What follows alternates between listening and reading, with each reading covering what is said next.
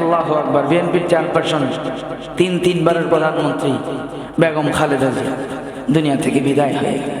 আল্লাহু আকবার। আমরা দোয়া করি আল্লাহ তাআলা তাকে যে কোনো উপায় যে কোনো উপলক্ষ গ্রহণ করে মাফ করে দেন। একজন ভালো মানুষ ছিলেন, যেই হোক গণতন্ত্র করেছেন, কিন্তু ব্যক্তি হিসেবে সজ্জন ছিলেন। ওলামায়ে কেরামকে সাপোর্ট করতেন, ওলামায়ে কেরামের সাথে সুসম্পর্ক ছিল। ওনার জোটের মধ্যে সবসময় আলেমরা ছিল। জানি না কি অবস্থায় দুনিয়া থেকে বিদায় হয়েছে, আমরা নিশ্চিত না, আমরা দোয়া করতে পারি, বাকিটা আল্লাহ। কিন্তু বাস্তবতায় আসেন, বাস্তবতা প্রধানমন্ত্রী হন, প্রেসিডেন্ট হন, আপনি যাই হন না কেন, তিনবারের প্রেসিডেন্ট, আল্লাহু আকবার। আমরা দুনিয়াতে বলতে পারবো তিনবারের প্রেসিডেন্ট, কিন্তু কিয়ামতের ময়দানে, কবরে, আখিরাতে প্রেসিডেন্ট এটার দ্বারা পার পাওয়া যাবে না। তিনটা আমলের কথা বলছেন। কয়টা আমলের কথা বলছেন? তিনটা আমলের কথা বলছেন। তিন আমলের মধ্যে শীতকালের আমল এক নম্বর। একটা হলো ইসবাবুল wudu'i আলাল মাকারিহ। যেই জমানায় ওযু করা কষ্ট, যেই সময়ে ওযু করা অনেক কষ্টের বিষয়, ওই সময়ে ওযুটাকে ভালো করে করা, পূর্ণাঙ্গ রূপে ওযু করা। একবার পানির স্পর্শ লাগাতে মন চায় না, সেখানে সুন্নত পালনের জন্য তিনবার হাত ধৌত করা, তিনবার চেহারায় পানি দেওয়া, তিনবার পা ধৌত করা, কুলি করা, নাকে পানি দেওয়া, অনেক কষ্টের। আল্লাহ রাসূল বললেন, যেই সময় ওযু করা কষ্ট, ওই সময়ে কেউ যদি পূর্ণাঙ্গ রূপে ওযু করে, এই ওযুর দ্বারা আল্লাহ তার জিন্দেগির গুনাহগুলো ক্ষমা করে দিবেন, জান্নাতে মর্যাদার আসন অসংখ্য বাড়ায় দিবেন। এই ওযু শীতকালের ওযু। এখানে শীতকালে ওযু করার সময় যখন কষ্ট লাগবে, খারাপ লাগবে, তখন এই হাদিসের কথা স্মরণ করবেন। ঠান্ডাও লাগছে, গতকাল এক জায়গায় জোরে কথা বলা লাগছে, গলা ভেঙে গেছে।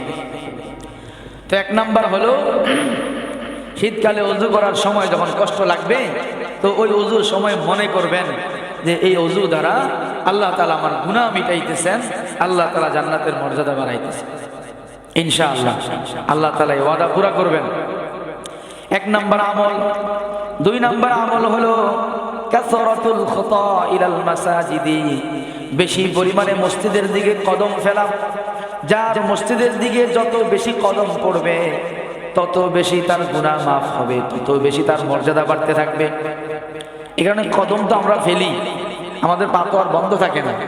তো আমাদের কদম ফেলার মধ্যে এটা বেশি লক্ষ্য করা দরকার যে বেশি পরিমাণে কদম যেন মসজিদের দিকে পড়ে, বেশি পরিমাণে কদম যেন মসজিদের দিকে পড়ে। দুই নাম্বার আমল। তিন নাম্বার আমলের কথা বললেন ইন্তিজারুস সালাতি বাদাস সালাহ। এক নামাজ পড়ার পরে আরেক নামাজের অপেক্ষায় থাকা, যোহর পড়ার পরে আসরের অপেক্ষায় থাকা, আসরের পরে মাগরিবের অপেক্ষায় থাকা, মাগরিবের পরে এশার অপেক্ষায় থাকা, এশার নামাজ পড়ে ফেলার পরে রাত্রে তো আমরা বাসায় গিয়ে ঘুমাই, ঘুমানোর সময় মাথায় এটা নিয়ে ঘুমানো যে আমি ফজর নামাজ পড়বো, তাহলে সেটাও ফজরের অপেক্ষা হইল। আল্লাহর রাসূল বললেন, এক নামাজ পড়ার পরে আরেক নামাজের কথা স্মরণ করা, আরেক নামাজের অপেক্ষা করা, এটা এমন আমল, কারোর মধ্যে যদি এই আমল পাওয়া যায়, আল্লাহ তার জিন্দেগির গুনাহগুলো মিটাইয়া দিবেন, জান্নাতে মর্যাদার অসংখ্য আসন বাড়াইয়া দিবেন। কয় আমল হলো? এই তিন আমলের মধ্যে প্রথম হলো ওযু। এখানে শীতকালে ওযু করার কষ্ট যখন মনে হবে, তখন স্মরণ করবেন যে এই ওযু আমার দুই ফায়দা দিবে, গুনাহ মিটাবে, আখিরাতের মর্যাদা বাড়াবে। দুনিয়াতে যা যা বলা হচ্ছে এগুলো আমরা শুধু শুনে যাই যে ঠিক আছে বাড়বে, মর্যাদা বাড়বে, অনেক ধরনের আমলের কথা শুনি। তো এগুলো শুধু কথার কথা নয়, এগুলো চরম বাস্তবতা, অকাট্য বাস্তবতা, অনস্বীকার্য বাস্তবতা।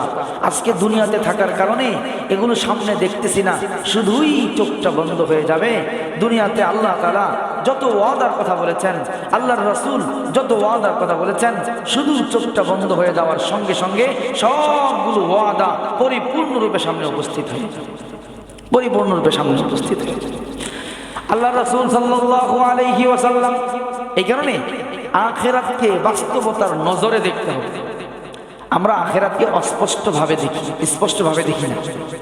সাহাবায়ে কেরাম আখিরাতকে স্পষ্ট দেখতেন। আচ্ছা, ধরেন দুনিয়াতে লাভ লস, এই ব্যবসাটা করলে লাভ হবে, এই মৌসুমে করলে, যেমন শীতকাল, এখন শীতকালীন পণ্য বিক্রি করলে লাভ হবে, এই জিনিসটা আমরা বাস্তবতার চোখে দেখি না, নাকি অস্পষ্ট দেখি? হইতেও পারে, নাও হইতে পারে, কে জানে হইব কিনা, এরকম নাকি এটা বাস্তবতা? বাস্তবতা। কুরবানির আগে ফ্রিজের ব্যবসা বেড়ে যায়, কুরবানির আগে গরুর দাম বেড়ে যায়, হ্যাঁ না? ঈদের সময় কাপড় চোপড়, প্রসাধনী, এগুলোর ভ্যালু, মূল্য বেড়ে যায়, ব্যবসা চাঙ্গা হয়। এগুলো বাস্তবতার নিরিখে দেখি, এখানে কোনো সন্দেহ থাকে না, বাস্তবতা থাকে। আখিরাতের বিষয়টা এরকম আমরা বাস্তবতার নজরে দেখতে পারি না। সাহাবায়ে কেরাম আর আমাদের মাঝে এটা পার্থক্য। সাহাবায়ে কেরাম দুনিয়াকে যেমন সচক্ষে দেখতেন, দুনিয়ার লাভ লস, দুনিয়ার লোকসান এবং লাভ, এটাকে যেমন সচক্ষে দেখতে পাইতেন, বাস্তব অনুভূত করতেন, অনুভব করতেন, আখিরাতকেও এরকম যেন, যদিও তারা আখিরাতে নাই, যদিও আখিরাতে যায় নাই, কিন্তু আখিরাতকে যেন তারা সচক্ষে দেখতে পাচ্ছেন। সাইয়েদেনা আলী রাদিয়াল্লাহু তাআলা আনহু, ওনাকে একজন নাস্তিক, একজন মুশরিক জিজ্ঞাসা করে, আলী, সবাই মুসলমান হয়েছে, আমার আপত্তি নাই, কিন্তু তোমার মতো একজন মেধাবী, বিচক্ষণ, একজন ধীশক্তি সম্পন্ন ব্যক্তি, যার অনেক বিচক্ষণতা, দূরদর্শিতা, তোমার মতো মানুষ কেমনে জান্নাত বিশ্বাস করলাম? আমি তো অবাক। তুমি জান্নাত কিভাবে মানলা? তুমি আখিরাত কিভাবে বিশ্বাস করলা? তুমি আখিরাতকে দেখো নাই, জান্নাত দেখো নাই, না দেখা জিনিস তুমি কেমনে বিশ্বাস করলাম? সাইয়েদেনা আলী রাদিয়াল্লাহু তাআলা আনহু জবাব দিলেন, ওরে আহমদ, আমি না দেখা জিনিস বিশ্বাস করি নাই, জান্নাতকে আমি না দেখে বিশ্বাস করি নাই। আরে আহমদ শুনে রাখ, জান্নাত তুই দেখোস নাই, যদিও জান্নাত দুনিয়াতে দেখা যায় না, কিন্তু আমি আলী যখন নিয়ত বেঁধে নামাজে দাঁড়াই, আমি যখন নামাজের মধ্যে জান্নাতের আয়াতগুলো তেলাওয়াত করি, আমার মনে হয় আল্লাহ রাব্বুল আলামিন সবগুলো পর্দা সরিয়ে দিয়েছেন। জান্নাতের যেই যেই নিয়ামত আমি কোরআনের মধ্যে তেলাওয়াত করি, ওই সবগুলো নিয়ামত আমার চোখের সামনে ভেসে ওঠে। এই কারণে সাহাবায়ে কেরাম জান্নাতকে বিশ্বাস করতেন, দেখার মতো বিশ্বাস করতেন, বাস্তবে বিশ্বাস করতেন, সন্দেহের কোনো অবকাশ ছিল না। কিন্তু আমাদের বিশ্বাসটা ওই পর্যায়ে যায় নাই, হাক্কুল ইয়াকিনের পর্যায়ে যায় নাই, আইনুল ইয়াকিনের পর্যায়ে যায় না। এই কারণে এত বড় বড় ফজিলত শোনার পরেও এই ফজিলতগুলো আমরা করতে পারি না, ছুটে যায়। সাহাবায়ে কেরাম ফজিলত শোনার পরে ছুটতো না, ছাড়ছেন না, আমরা শোনার পরেও ছুটে যায়। কেন? ইয়াকিনটা ওই পর্যায়ের হয় না। আল্লাহ তাআলা আমাদের সবার ইয়াকিনকে মজবুত করে দেন, আখিরাতকে অনুভব করার তৌফিক দান। আখিরাত বাস্তব, সামনে আসবেই আসবে, সামনে আসবেই আসবে। আল্লাহু আকবার। আল্লাহ রাসূল সাল্লাল্লাহু আলাইহি ওয়াসাল্লাম বদরের যুদ্ধ সম্পন্ন হওয়ার পরে, বদরের যুদ্ধ শেষ যাওয়ার পরে, বদরের ময়দানে মৃত্যুবরণ করা, মারা যাওয়া, নিহত হওয়া কাফেরদের লাশগুলা, 70 জন কাফের মারা পড়েছে। এদের মধ্যে 14 জন ছিল বড় বড় নেতা, আবু জাহেল, উতবা, শাইবা, বড় বড় নেতা, তারা 14 জন।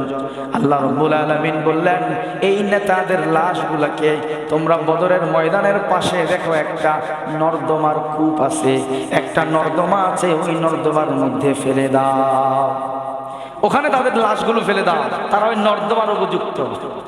দুনিয়াতে যত কাফের আছে, কাফেরদের নেতা আছে, যত বিশৃঙ্খলাকারী, ষড়যন্ত্রকারী আছে, ইসলামের দুশ্মন আছে, তাদেরকে হত্যা করার পরে ইসলামের পক্ষ থেকে এই মেসেজ হলো, তাদের লাশগুলো নর্দমার মধ্যে ফেলে দাও, তাদের লাশের সাথেও সম্মান নেই, নর্দমার মধ্যে ফেলে দাও। আল্লাহ রাসূল বদরের ময়দানে এটা করছেন।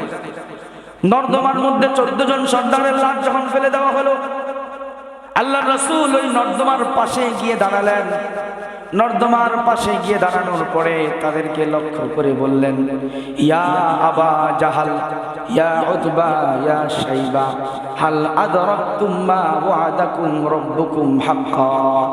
ও আবু জাহেল, দুনিয়াতে আমি আল্লাহর পক্ষ থেকে যেই ওয়াদাগুলো তোমাদেরকে শুনিয়েছিলাম, আখিরাতের ব্যাপারে যেই ভবিষ্যৎবাণীগুলো আমি তোমাদেরকে দিয়েছিলাম, সবগুলো ওয়াদা তোমরা সঠিক সঠিক পেয়েছো কিনা বলো, সবগুলো বিষয় তোমাদের সামনে বাস্তবে এসেছে কিনা বলো।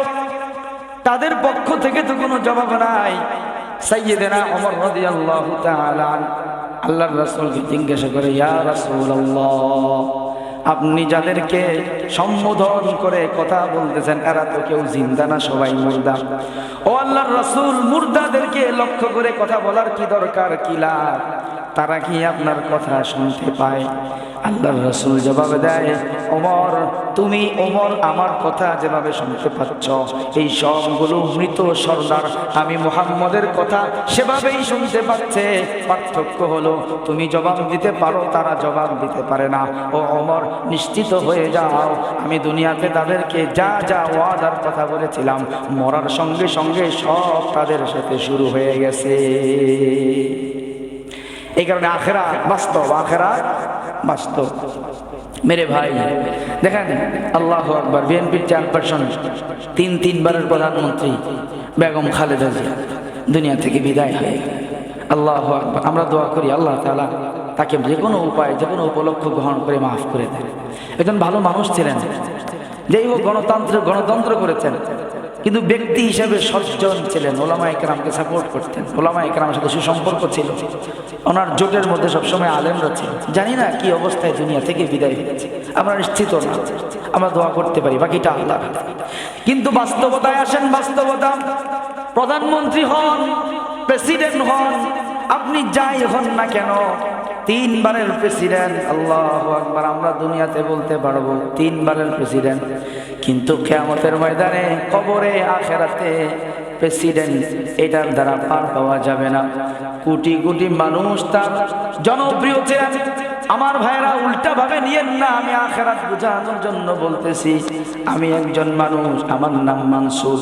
এই পৃথিবীতে 800 কোটি জনগণের 800 কোটি জনগণ আমাকে ভালোবাসে, 800 কোটি জনগণ আমাকে সাপোর্ট করে, মহব্বত করে, কিন্তু আমার যদি ঈমান আর আমল ঠিক না থাকে, 800 কোটি জনগণের ভালোবাসা দ্বারা আমি পার পেতে পারবো না।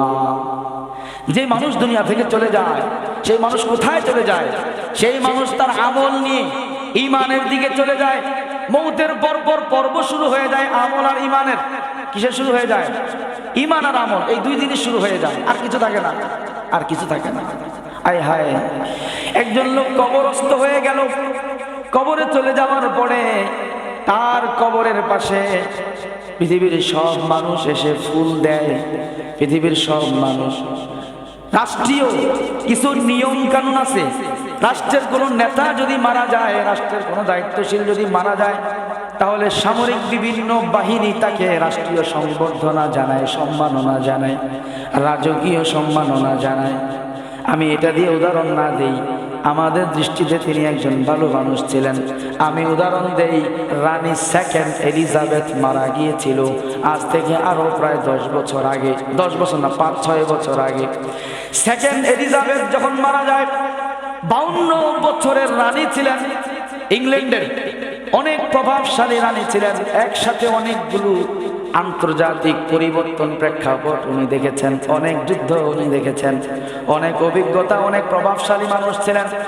যখন মারা যায়, পৃথিবীর সব রাষ্ট্রের নেতারা, প্রধানমন্ত্রী, প্রেসিডেন্টরা সেখানে উপস্থিত হয়ে যায়। অনেক দিন ব্যাপী তার শেষকৃত্য আয়োজন করা হয়। তাকে যেই কফিনটার মধ্যে ভরা হয়, ওইটাকে স্বর্ণ দিয়ে মোড়ানো হয়। ওই কফিনটা পৃথিবীর সবচেয়ে নামি দামি রাষ্ট্রপ্রধানরা কাদের মধ্যে বহন করে। সবাই তার পক্ষে লিখেছে, পৃথিবীর সবগুলো গণমাধ্যমে তার প্রশংসা পত্র ছাপা হয়।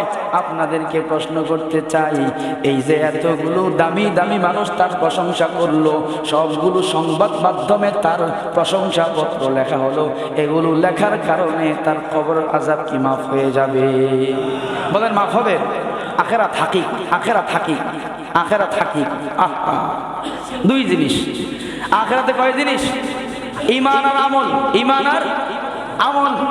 ঈমান নিয়ে আমল নিয়ে কেউ চলে গেল, ঈমান সহি, আমল সহি, ঈমান পরিপূর্ণ ঠিক ছিল, ওই লোক দুনিয়া থেকে চলে গেল।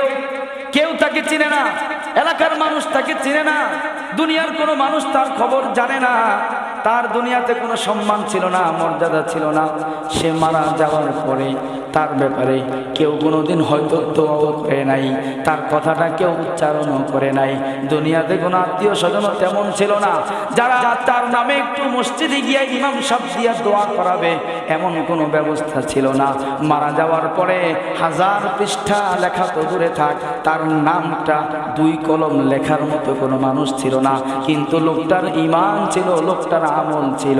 ঈমান আর আমল নিয়ে চলে যাওয়ার কারণে কবরের জীবনে যাওয়ার সঙ্গে সঙ্গে আল্লাহ তাকে আখিরাতের বাদশা বানিয়ে দিবে।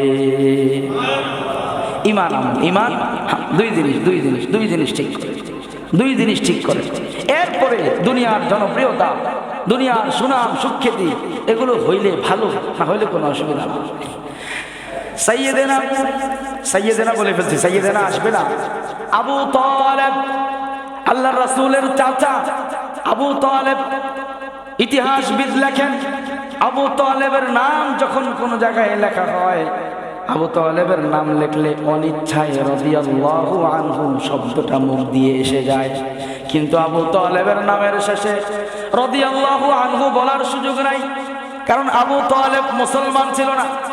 আবু তালেব কালিমা পড়তে পারে নাই, ঈমান বানাইতে পারে নাই। আল্লাহর রাসূলের 42 বছর খেদমত করেছে। আল্লাহর রাসূলের 42 বছর আল্লাহর রাসূলের উপরে ছায়া দিয়েছিলেন আবু তালেব।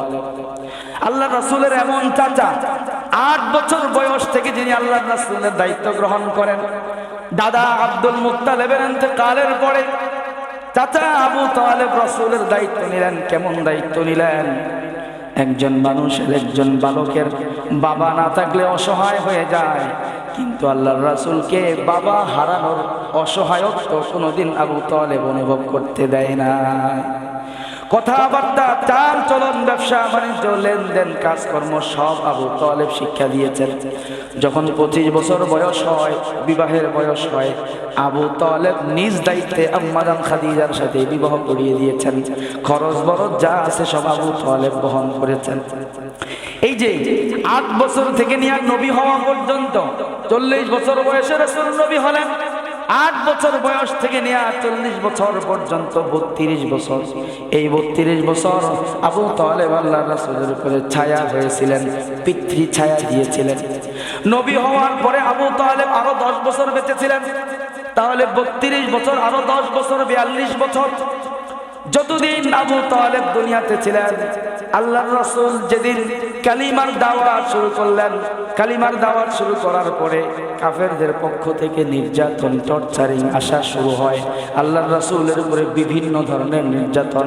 যখনই কাফেররা, আবু জাহেলরা, উতবা, শাইবারা হামলা করার জন্য আগায় আসতো, আবু তালেব মাঝখানে বাধা দিয়ে দাঁড়াতেন। আবু তালেবের কারণে আবু তালেব যতদিন বেঁচে ছিলেন, আল্লাহর রাসূলের উপরে কোনো কাফের হামলা করতে পারে নাই, হাত তুলতে পারে নাই। এই ছিলেন আবু তালেব, এমন সাপোর্ট করেছেন। একবার আয়েশা, কিছু মনে করেন না আপনারা, আমি গলায় শক্তি পাচ্ছি।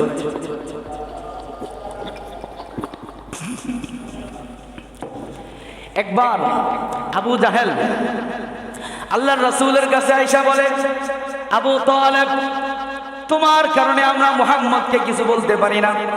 তোমার ভাতিজা মুহাম্মদ আমাদের মূর্তির সমালোচনা করে, মূর্তির বিরোধিতা করে। তুমি তাকে সমালোচনা বন্ধ করতে বলো, হয়তো সে সমালোচনা বন্ধ করবে, অথবা তুমি তোমার ভাতিজাকে আমাদের হাতে তুলে দিবে। তুমি তার উপর থেকে দায়িত্বের হাত ছড়ায় ফেলবে। তোমার কারণে আমরা তার উপরে কিছু করতে পারি না, তাকে আমরা মারধর করতে পারি না, বাধা দিতে পারি না। হয়তো তুমি বন্ধ করাও, অথবা তুমি হাত ছড়ায় আনাও। এবার চাচা আবু তালেব আল্লাহর রাসূলকে ডাকলেন, ডেকে বললেন, ভাতিজা, সব কাফেরদের সর্দাররা, মক্কার কুরাইশের নেতৃবৃন্দ আমার কাছে এসেছে। আমার কাছে আয়েশা বলে, তুমি যেন তাদের মূর্তির সমালোচনা বন্ধ করে দাও। যেমন অনেক সময় এলাকার নেতৃবৃন্দ খতিব সাহেবের কাছে যায়, অথবা সভাপতির কাছে যায়, গিয়া কয়, আপনাদের হুজুরকে বলে দিবেন হুজুর যেন সুদ আর ঘুষের বিরুদ্ধে বয়ান না করে, আছে কিনা বলে। হ্যাঁ, হুজুর যেন সব আলোচনা করে, এই আলোচনা যেন না করে, এই জাতীয়। অথবা যেই জায়গায় যেই সমস্যা, হুজুর যেন সব আলোচনা করে। আমরা মাঝে মাঝে কিছু সাংস্কৃতিক অনুষ্ঠান করি, হুজুর যেন এগুলার বিরোধিতা না করে, হ্যাঁ না? আমরা মাঝে মাঝে কিছু এরকম গানের আয়োজন করি, মাঝে মাঝে কিছু সাংস্কৃতিক অনুষ্ঠান করি, হুজুর যেন এগুলো না করে। সভাপতি সাহেব আপনি বলে দিবেন। তো সভাপতি সাহেব পেরেশানিতে পড়ে যায়, হুজুর কি করবেন, এলাকা তো সব মিলাই চলতে হয়। যাই হোক, আবু তালেব আল্লাহ রাসূলকে ডেকে বললেন, ভাতিজা আমি তো জানি তুমি যেই ধর্মের দাওয়াত দিচ্ছ সত্য ধর্ম, কোনো সন্দেহ নাই, তুমি যা বলতেছো সব ঠিক আছে, কিন্তু মক্কার সব নেতারা আমার কাছে এসেছে, তুমি যেন তাদের মূর্তির সমালোচনা বন্ধ করে দাও, তুমি যেন ওই তাওহীদের কথা যেটা বলো ওগুলা যেন তুমি বন্ধ করে দাও, আর যদি বন্ধ না করো আমি যেন তোমার উপর থেকে হাত সরায় নেই। ও ভাতিজা, নিজের জীবনের দিকে খেয়াল করো, নিজের নিরাপত্তার কথা চিন্তা করো, এই সকল আলোচনা বাদ দাও। এবার আল্লাহ রাসূল বলেন, চাচা আপনি আমার উপর থেকে হাত সরায় নেন, আমার কোনো আপত্তি নাই। ও চাচা, 8 বছর বয়স থেকে আপনি আমাকে এমন কোনো সহযোগিতা নাই করেন নাই, সব ধরনের সাপোর্ট আপনি দিয়েছেন। আজকে এই ইস্যুতে এসে, এই প্রসঙ্গে এসে আপনি যদি হাত সরায় নেন কোনো অসুবিধা নাই। শুধু আপনি কেন, সারা পৃথিবীর মানুষ যেন, সারা পৃথিবীর মানুষ যদি হাত সরায় নেয় আমার কোনো অসুবিধা নাই। আমি আল্লাহর পক্ষ থেকে যেই বার্তাগুলো পৌঁছানোর দায়িত্ব প্রাপ্ত হয়েছি একটা একটা করে সব পৌঁছে দেব, কোনোদিন বন্ধ করব না।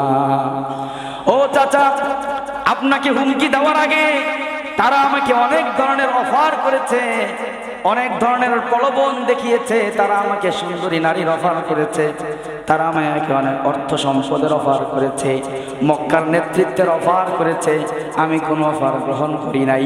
অফার যখন গ্রহণ করি নাই, এবার তারা হুমকি নিয়ে এসেছে।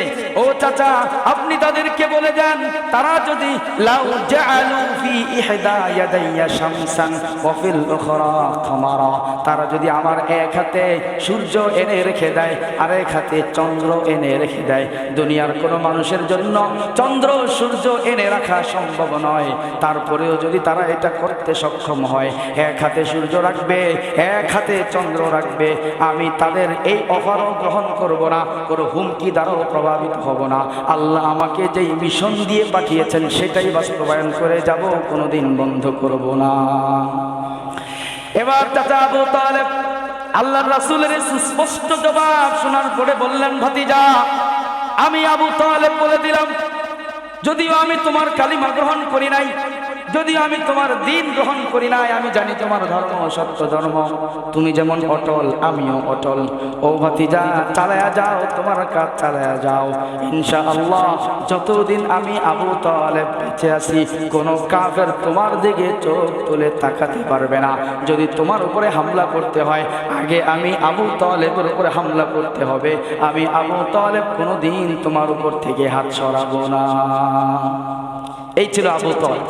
আবু তালেব আল্লাহ রাসূলের সাথে যত কুরবানি ছিল, আল্লাহু আকবার, 3 বছর আল্লাহ রাসূল কারারুদ্ধ অবস্থায় ছিলেন, জেলখানায় ছিলেন 3 বছর। সে আবি তালেব নামক একটা জায়গা, মক্কার কাফেররা নবুয়তের 7 নম্বর বছর থেকে নিয়ে 10 নম্বর বছর পর্যন্ত 3 বছর আল্লাহর রাসূল এবং ঈমানদার যারা ছিল এদেরকে একটা জায়গায় অবরুদ্ধ করে রেখেছিল, একটা জায়গায় আটকে রেখেছিল। এটাকে বলা হয় আল্লাহ রাসূলের জেলখানার জীবন। 3 বছর কারা জীবন বরণ করেছেন। এই 3 বছরের কারা জীবনে আল্লাহর রাসূলের সাথে আবু তালেব ছিলেন। এই কারা জীবনের কষ্ট, দুঃখ, দুর্দশা সব কিছুতে আল্লাহর রাসূলের পাশে ছিলেন আবু তালেব। কিন্তু দেখেন, আল্লাহু আকবার, ভাগ্যের কি নির্মম পরিহাস, এত সমর্থন, এত সাপোর্ট, এত কুরবানি যেই চাচা দিলেন, সেই চাচার যখন অন্তিম মুহূর্ত এসে যায়, মৃত্যুর সময় যখন এসে যায়, চাচা যখন মৃত্যু শয্যায় শায়িত শুয়ে আছেন, কিছুক্ষণ পরে দুনিয়া থেকে বিদায় হয়ে যাবেন, আল্লাহর রাসূল চাচার মাথার পাশে গেলেন, শিওরে গেলেন, গিয়ে চাচাকে বললেন, ইয়া আম্মি আবা তালেব, আমার চাচা আবু তালেব, কিছুক্ষণ পরে আপনি দুনিয়া থেকে বিদায় হয়ে যাবেন।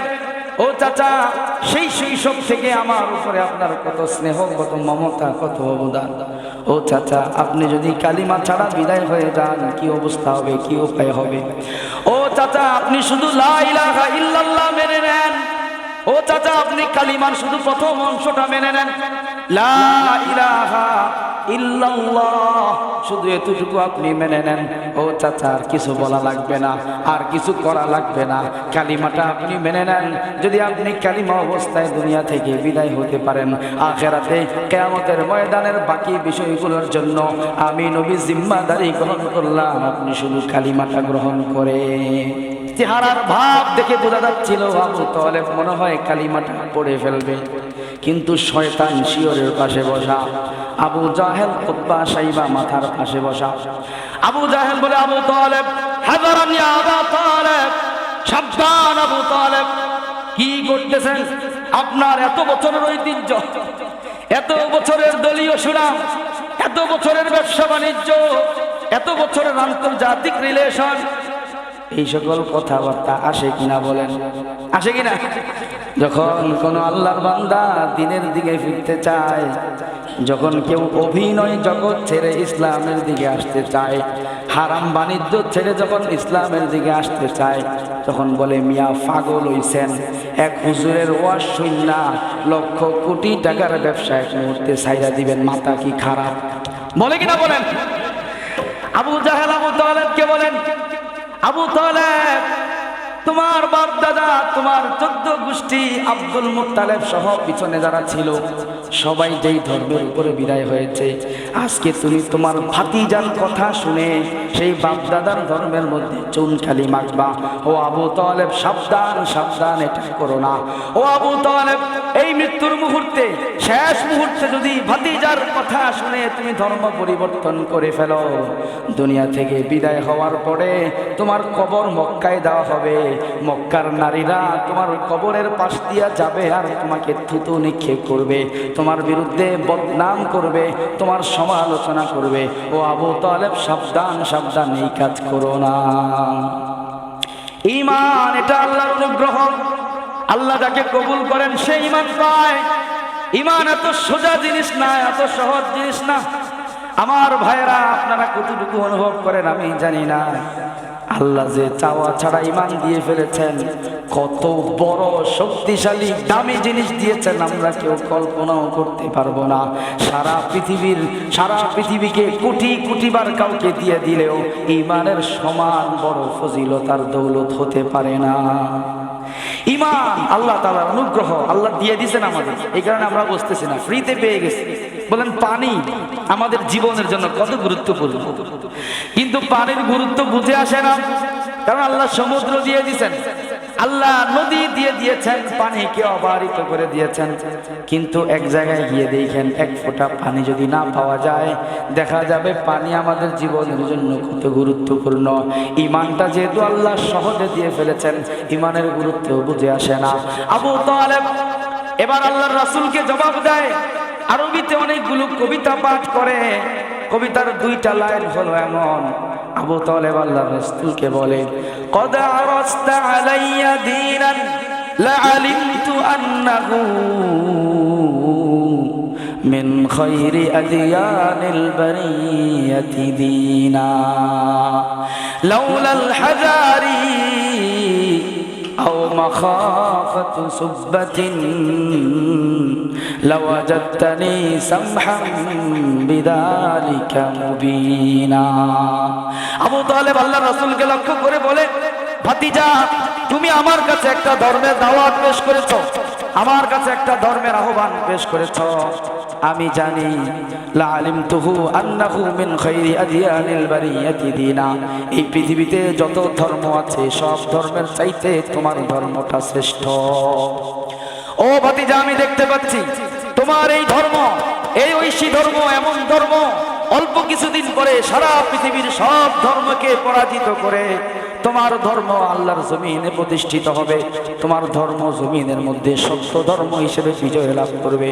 আমি জানি তোমার ধর্মের মতো উত্তম ধর্ম আর হতে পারে না, কিন্তু ও ভাতিজা, আমার একটা আশঙ্কা, আমি দুনিয়া থেকে চলে যাওয়ার পরে প্রথম আলো পত্রিকায় আমার বিরুদ্ধে সাময়িক ছাপা হবে, আমি চলে যাওয়ার পরে ডেইলি স্টারে আমার বিরুদ্ধে লেখা হবে, আমি চলে যাওয়ার পরে সাংবাদিকরা আমার বিরুদ্ধে বলবে, আমি চলে যাওয়ার পরে বিভিন্ন জায়গায় কনফারেন্স তৈরি করে আমার সমালোচনা করা হবে, আমার কবরের মধ্যে কেউ ফুল দিতে আসবে না, থুতু নিক্ষেপ করবে, জুতা নিক্ষেপ করবে, আমি কবরে শুয়ে শুয়ে এটা সহ্য করতে পারবো না, এই লাঞ্ছনা যেহেতু বরদাস্ত করতে পারবো না, এই কারণে আমি আফওয়ান, আমি সরি, আমি তোমার কালিমাটা গ্রহণ করতে পারলাম না। নাউজুবিল্লাহ।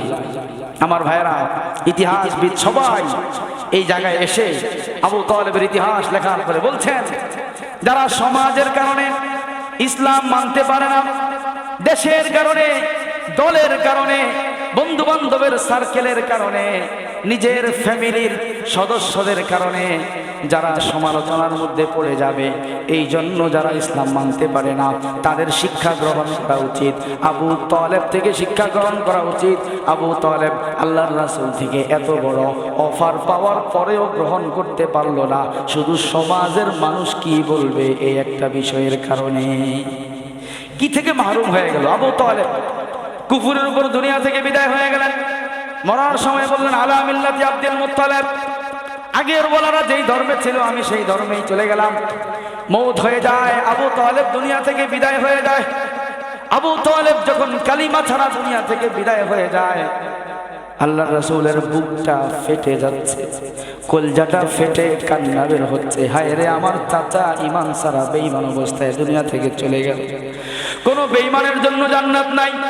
আল্লাহর রাসূলের কলজাটা ফেটে যায়, হায় রে আমার হাতে কত মানুষ মুসলমান হলো, বেলাল হাবশি মুসলমান হলো, সুহাইব রুমি মুসলমান হলো, সালমান ফার্সি মুসলমান হলো, আমার হাতে কত দূরের দূরের মানুষ মুসলমান হলো, কিন্তু আমার ঘরের মানুষ, আমার চাচা শৈশব থেকে যিনি বাবার মতো ছিলেন, আমার চাচা মুসলমান হলো না।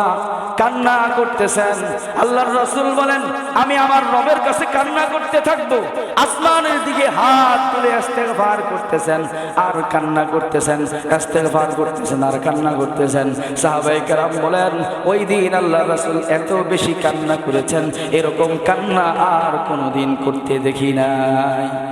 আল্লাহর রাসূল যখন অস্থির হয়ে অজরে কান্না করতেছেন, আল্লাহ তাআলা আয়াত নাযিল করে দিলেন। আয়াত নাযিল করে বললেন, ও নবী কান্না করেন না, টেনশন করেন না, আমি আল্লাহ আপনাকে জানায়া দেই, হেদায়েত আপনার হাতে না, হেদায়েত দুনিয়ার কোনো মানুষের হাতে না, হেদায়েত হলো একমাত্র আমি আল্লাহর হাতে। ইন্নাকা লা তাহদি মান আহাবাবতা ওয়ালাকিন্নাল্লাহা ইয়াহদি মান ইয়াশা। ও নবী, আপনি যাকে পছন্দ করেন, আপনি যাকে চান, আপনি তাকে হেদায়েত দিতে পারবেন না। ওয়ালাকিন্নাল্লাহা ইয়াহদি মান ইয়াশা, আল্লাহ তাআলা যাকে চান তাকে হেদায়েত দিতে পারবেন। আমি বেলালের হেদায়েত চেয়েছিলাম, বেলাল হেদায়েত পেয়েছে। সুহাইব রুমির হেদায়েত চেয়েছিলাম, সুহাইব হেদায়েত পেয়েছে। আম্মারের হেদায়েত চেয়েছিলাম, আম্মার হেদায়েত পেয়েছে। সুমাইয়ার হেদায়েত চেয়েছিলাম, সুমাইয়া হেদায়েত চেয়েছে। আবু তালেব আপনার অনেক প্রিয়, আপনার অনেক কাছের, কুরাইশ বংশের লোক, মক্কার লোক, মসজিদে হারামের প্রতিবেশী, আর 42 বছর আপনার খেদমত করেছে, কিন্তু তার হেদায়েত আমি চাই নাই, এই কারণে হেদায়েত নসিব হয় নাই। ও নবী, কান্না করার প্রয়োজন নাই, আমি আল্লাহ যাকে চাই হেদায়েত দেই, যাকে চাই হেদায়েত থেকে বঞ্চিত রাখি। এই জায়গায় থেমে একটু চিন্তা করেন, আবু তালেব হেদায়েত পায় নাই, আর আমি কে, আমার পরিচয় কি, আমার সাথে রাসূলের সম্পর্ক কতটুকু, আমি কি মক্কার জন্মগ্রহণকারী বলেন, আমি কি মসজিদে হারামের প্রতিবেশী, আমি কি আল্লাহর রাসূলের 42 মিনিট খেদমত করতে পারছি, আমি কি ইসলামের জন্য 3 বছর কোরবানি করা কেন, আমি কি ইসলামের জন্য 3 মিনিট সেই কোরবানি করেছি যেটা আবু তালেব করেছিল। আবু তালেব যে কোরবানি করেছে আমরা কেউ তো করতে পারি নাই, কিন্তু আল্লাহ, ও আমার ভাইরা চিন্তা করেন, কত ভালোবাসেন, কত মহব্বত করেন আল্লাহ আমাদেরকে। কোনো অর্জন নাই, কোনো বৈশিষ্ট্য নাই, কোনো শ্রেষ্ঠত্ব নাই, এরপরও দয়া করে মায়া করে আল্লাহ ঈমান দিয়েছেন, কত বড় দৌলত ফিরিতে দিয়েছেন। জোরে শুকরিয়া আদায় করে বলেন আলহামদুলিল্লাহ। ঈমানের দৌলতের কারণে প্রায় মাঝে মাঝে শুকরিয়া আদায় করবেন, আয় আল্লাহ ঈমান পেয়ে খুশি, আয় আল্লাহ, ঈমান পেয়ে খুশি, এই দৌলত আপনি ফ্রিতে দিয়েছেন না চাইতে দিয়েছেন। আয় আল্লাহ, যে কোনো কিছুর বিনিময়ে এই দৌলত আমরা ধরে রাখতে চাই, কোনোদিন হাতছাড়া করব না। আবু তালেব দুনিয়া থেকে বেঈমান অবস্থায় চলে গেলেন। আহা, আবু তালেবের ছেলে হযরতে আলী রাদিয়াল্লাহু তাআলা, আল্লাহ রাসূলের চাচাতো ভাই আলী রাদিয়াল্লাহু তাআলা। আহা, আবু তালেব যখন মারা যায়, যখন ঈমান ছাড়া চলে গেছে, আয়েশা বলতেছে আল্লাহ রাসূলকে, হুজুর আপনার চাচাটা তো কুফর অবস্থায় দুনিয়া থেকে চলে গেল, আপনার চাচা তো বেঈমান অবস্থায় দুনিয়া থেকে চলে গেল, কি করব তাকে? তো যে বেঈমান অবস্থায় দুনিয়া থেকে চলে যায়, তার সাথে ইসলামের আচরণ তো হয় না। তার জানাজা নাই, জানাজা আছে বলেন? তার জানাজা নাই, তার কাফন নাই, তাকে জমিনের মধ্যে পোতা হবে, কিন্তু সেটা দাফনের পদ্ধতিতে নয়, ইসলামের পদ্ধতিতে নয়। এই যে মৌতের পরে দাফন কাফনের নামাজের যে ব্যবস্থা, এটা ইমানদারের জন্য একটা রেসপেক্ট, ইমানদারের প্রতি একটা সম্মাননা জানানো। সুযোগ হইলে কখনো এই জানাজা নিয়ে আলোচনা করব। ইমানদার যতদিন দুনিয়াতে ছিল ততদিন সম্মানের উপরে ছিল। ইমানদার যেদিন দুনিয়া থেকে বিদায় হয়ে গেল, ইমানের রূহটা দুনিয়া থেকে চলে গেল, রূহ আলাদা হয়ে গেল, কিন্তু এই দেহের ভিতরে যেহেতু ইমানওয়ালা একটা রূহ ছিল, এই দেহটাও সম্মানিত একটা দেহ। এই কারণে মরার পরে ইসলাম একটা চমৎকার বিধান দিয়ে ফেলেছে, একটা জানাজার আয়োজন দেখিয়েছে। এই জানাজাটা হলো ওই মাইয়েতকে সম্মান জানানো, তাকে মূল্যায়ন করা। জানাজা, তাকে সম্মান জানানো। এই কারণে একজন কাফের অনেক বড় মুশরিক ছিল, সে আমাদের ওস্তাদে মুহতারাম ফরিদাবাদ মাদ্রাসার মুফতি ইমাদউদ্দিন সাহেব, ওনাকে একদিন জিজ্ঞাসা করেছিলেন, ঢাকা ভার্সিটির প্রফেসর ছিলেন, একদিন সাক্ষাতে জিজ্ঞাসা করেছিলেন, গোপনে মুসলমান হয়েছে, তো জিজ্ঞাসা করেছেন যে আপনি ইসলামের কোন জিনিসটা দেখে মুসলমান হয়েছেন, আমাকে বলেন, কোন সৌন্দর্য দেখে মুসলমান? তখন উনি বলেছেন যে আমি ইসলামের অনেক জিনিসই দেখেছি, তবে যেই জিনিসটা আমাকে অনুপ্রাণিত করেছে সেটা হল ইসলামের জানাজার সিস্টেমটা দেখে আমি মুসলমান হয়ে। পৃথিবীর কোন ধর্মে মুসলমানদের জানাজা, মৌতের পরে যে সম্মানজনক আচরণ, পৃথিবীর কোন ধর্মে আমি এটা দেখি না, শুধু ইসলামের মধ্যে। এটা নিয়ে পরবর্তী কখনো আলোচনা করি। আবু তালেবের ছেলে আলী রাদিয়াল্লাহু তাআলা আনহু এসে বলেন, আপনার চাচা কাফের অবস্থায় দুনিয়া থেকে বিদায় হয়ে গেছে, কি করব? আল্লাহর রাসূল বলেন, তার জন্য একটা গর্ত খনন করো, তার শরীরটাকে গর্তের মধ্যে দাফন করে দাও, গর্তের মধ্যে ফেলে দাও। যেহেতু ঈমান ছাড়া দুনিয়া থেকে চলে গেছে, তার জন্য জানাজা এবং দাফন কাফনের সম্মানজনক কোনো আয়োজন নাই। আহা, আবু তালেব চলে গেলেন। কিছুদিন পরে আল্লাহর রাসূলের আরেকজন চাচা আব্বাস রাদিয়াল্লাহু তাআলা, আবু তালেবের ভাই আব্বাস রাদিয়াল্লাহু তাআলা আনহু মুসলমান হয়েছিলেন, কালিমা পড়েছিলেন। আল্লাহর রাসূলকে একদিন জিজ্ঞাসা করে, ও নবী মুহাম্মদ, ও বাতিজা মুহাম্মদ, আপনার চাচা আবু তালেব জীবদ্দশায় আপনার এমন কোনো খেদমত নাই যেটা করে নাই, 42 বছর আপনাকে সাপোর্ট করেছে, ওই চাচা তো বেঈমান অবস্থায় দুনিয়া থেকে বিদায় হয়ে যায়। ও নবী মুহাম্মদ, আপনি সেই চাচার কিয়ামতের ময়দানে কোনো উপকারে আসবেন কিনা? 42 বছর খেদমতের বিনিময়ে আপনি তার কোনো ফায়দা করতে পারবেন কিনা? জীবনটা তো আপনার পিছনে কাটিয়ে দিল, আপনি চাচাকে জাহান্নাম থেকে বাঁচাতে পারবেন কিনা বলেন? আল্লাহর রাসূল জবাব দেয়, ও চাচা, আমার চাচা আবু তালেব যেহেতু ঈমান ছাড়া, কালিমা ছাড়া দুনিয়া থেকে বিদায় হয়েছে, আমি তাকে জাহান্নাম থেকে বাঁচাতে পারবো না। আমি নবী মুহাম্মদ তার ব্যাপারে সুপারিশ করতে পারবো না। তবে আমার চাচা যেহেতু আমাকে অনেক সাপোর্ট করেছে, অনেক উপকার করেছে, জাহান্নাম তার জন্য নির্ধারিত, জাহান্নাম অবধারিত, তবে আমি আল্লাহর কাছে দোয়া করে সুপারিশ করে তার আযাবটাকে হালকা করে দিতে পারবো। তার আযাবটা হালকা করা হবে। সাহাবায়ে কেরাম জিজ্ঞাসা করলেন, হালকা আযাবটা কেমন হবে? আল্লাহর রাসূল বললেন, আহওয়ানুন নাসি আযাবান ইয়াউমাল কিয়ামাতি আবু তালেব, কিয়ামতের ময়দানে জাহান্নামের মধ্যে সবচেয়ে হালকা আযাব হবে আবু তালেবের। সেই হালকা আযাবটা কেমন? লাহু নালানে ওয়া লাহুমা শারাকানে ইয়ালবাসুহুমা। আল্লাহর রাসূল বললেন, আল্লাহ তাকে দুইটা জুতা পরিধান করায়া দিবেন, তার পায়ের মধ্যে দুইটা জুতা লাগাইয়া দিবেন। ওই জুতা দুইটা জাহান্নামের আগুন দিয়ে তৈরি করা হবে, জুতার উপরের ছোয়াটা, উপরের দুইটা ফিতা, সেটাও জাহান্নামের আগুন দ্বারা তৈরি করা হবে।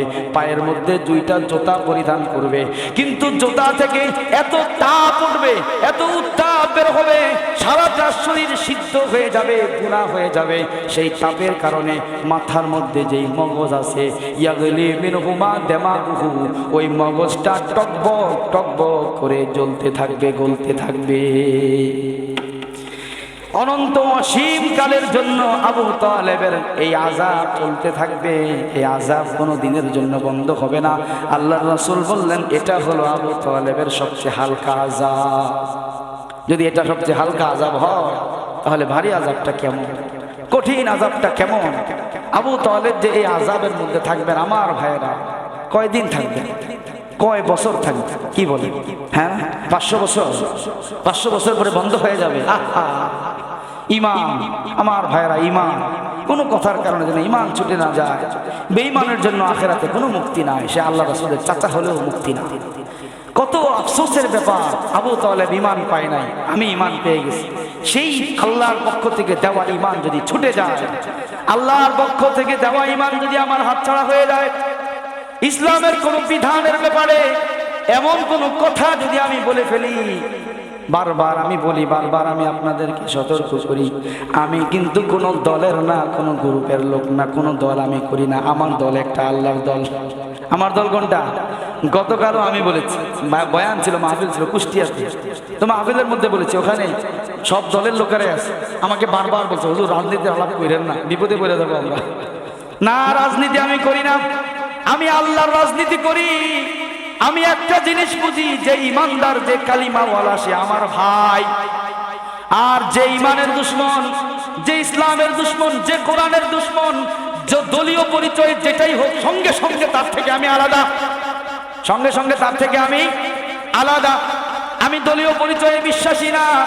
আমি মনে করি আমাদের বিএনপির ভাইয়েরা যারা, আখেরাতে তাদেরও যেতে হবে, কোরআন তাদেরও মানতে হবে, ইসলাম ইমান তাদেরও লাগবে, জামাতে ইসলামের ভাইদেরও লাগবে, তারপরে ইসলামী আন্দোলনের ভাইদেরও লাগবে, খেলাফত মজলিসের ভাইদেরও লাগবে, ইসলামী ঐক্যজোটের ভাইদেরও লাগবে। সবাই আমাদের কবরে যেতে হবে। আমি তো এতটুকু বাড়ায়া বলবো, তোমরা যারা এক সময় আওয়ামী লীগ করেছিলা, আজকে তোমাদের বাংলাদেশে কোনো অবস্থান নাই। ও আমার ভাইয়েরা, আর দলীয় পরিচয়টাকে শক্ত করে ধরে থেকো না, বাদ দাও, বাদ দাও। এখন নিজেদেরকে আখেরাতের জন্য প্রস্তুত করে নাও। এই দলীয় পরিচয় বাঁচাতে পারবে না। আজকে দলান্ধ হয়ে গেছি, দুষ্ট দুশ্মনীর পরিচয় বুনিয়াদ ভিত্তি হয়ে গেছে দলের উপরে। যে আমার দলের লোক, সে আমার বন্ধু, তার কথাবার্তা যেমনই হোক, ইসলামের বিরুদ্ধে হোক আর পক্ষে হোক। আর যে আমার দলের না, সে আমার শত্রু, যতই ভালো কথা বলুক, ঠিক কিনা? এই কারণে আমার ভাইরা, পরিচয় এক জায়গায় আসে, যে ইমানওয়ালা, যে কালিমাওয়ালা, যে আল্লাহওয়ালা, সে আমার বন্ধু, সে আমার দোস্ত। দলীয় পরিচয় যেটাই হোক, সে যেখানেই থাকুক, সে পাকিস্তানের হোক, সে তুরস্কের হোক,